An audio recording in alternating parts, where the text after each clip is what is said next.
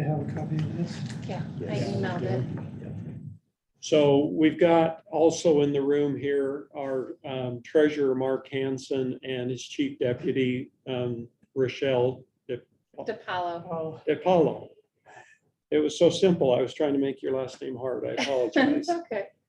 So we've got everybody here we need to. I think we have some understanding, and we also received a letter from you, Ashley, but would you like first just to explain to us your feelings about this, and then we'll hear from our treasurer. Sure. So in 2019, we purchased a property from, what's the guy's name, Cody? I can't ever remember it. Jace Hal. But it's like Jace a Hal. corporation of some sort that he has. Like, I think it's HSM Properties or something. When we did the transaction, obviously they held out money for taxes.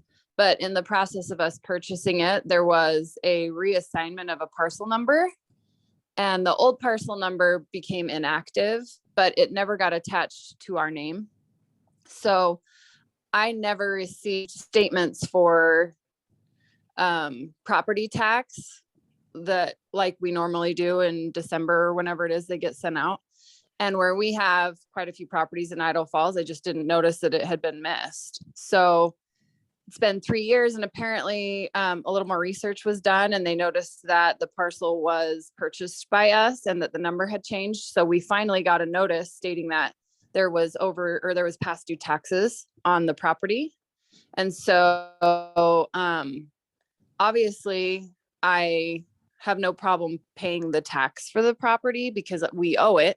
But I just don't think it's fair that we also have to pay the assessed penalties and fees because the statements were never passed on to us. Jace never gave us any statements. If he received any, we never got them. So we weren't aware that there were taxes due or past due. If that makes sense. Yeah, it does. Of course, it's all of our responsibilities to know that we do owe tax every year on properties, right? And you know, and we should expect that. But I understand if you have multiple properties, it's hard. Well, here's the deal too, is that we never technically own that partial. You know, so we're up to date on the partial that it is, which you guys are sending us that invoice, right? But the partial that we've never gotten an invoice on, technically, we don't even own it. So how are we supposed to look and be aware that we're missing taxes on something we're not even aware that we ever own?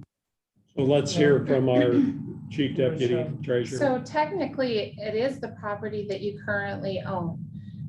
The acreage correction had come through, and that's why the parcel number changed for the 2020 calendar year. And you've been paying the taxes from 2020 forward with no issues. The 2019, because the change was made to the parcel number in the 2019 calendar year, it became effective 2020.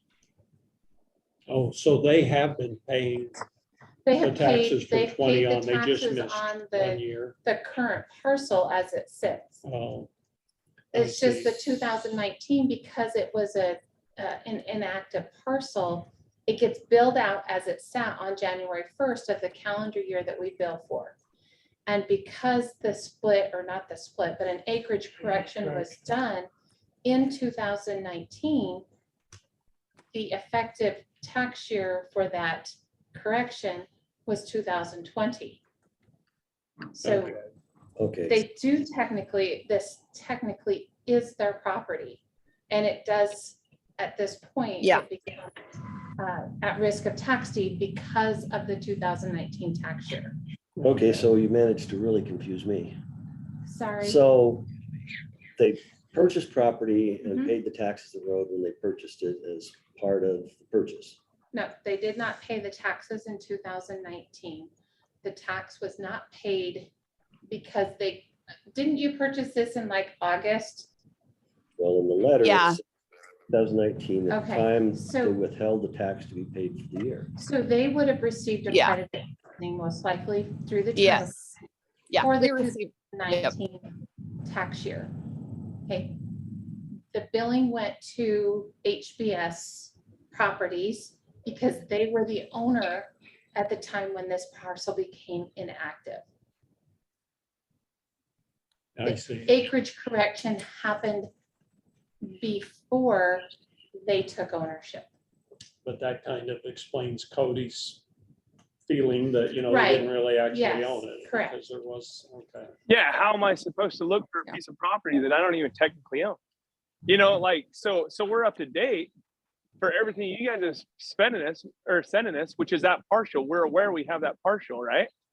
But we're not aware that this ever happened. So you're asking us to know that we're missing a tax payment that we're not even aware exists.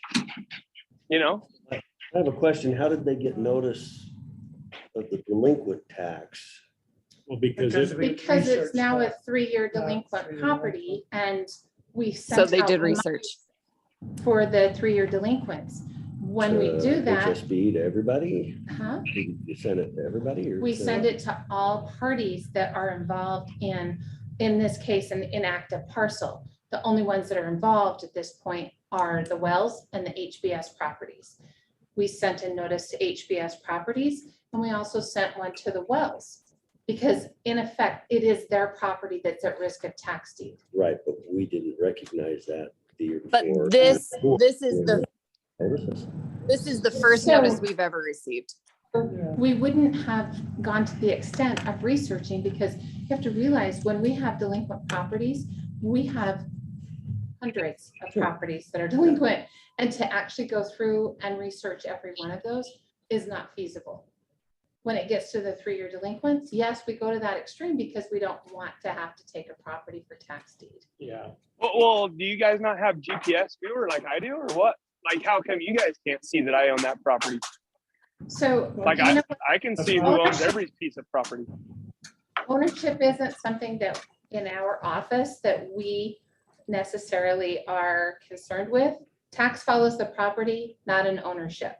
yeah. Our assessor's office would be the one that follows the ownership. Mark, do you have anything? to add? It sounds to me like that it's one of those awkward situations where we have an acreage change kind of in the middle of an ownership change.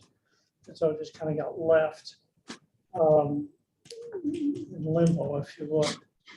So They're asking for $306.04 to be canceled. Yeah, I think, in my opinion, that go ahead yeah, and waive that. that's kind of what I would think too. I mean, they weren't aware of it. There was no way they could be aware of it at that time. They kept up to date on everything ever since. And they would have if they'd have known about it. I agree with you. And Yeah, first, my questions aren't to assign blame or to find where blame would rest, but to better understand the process that led us to where we are, and potentially identify ways we can avoid this I in the wish there future, was more. which probably comes with different software, new Yeah, technology. well, some things are hard to avoid. It's just one of those unique circumstances where we had an acreage correction at the same time that we had an ownership change. That's my new. phone. It's Probably bouncing 6 o'clock, yeah, right, around yeah, here. I like to leave a message.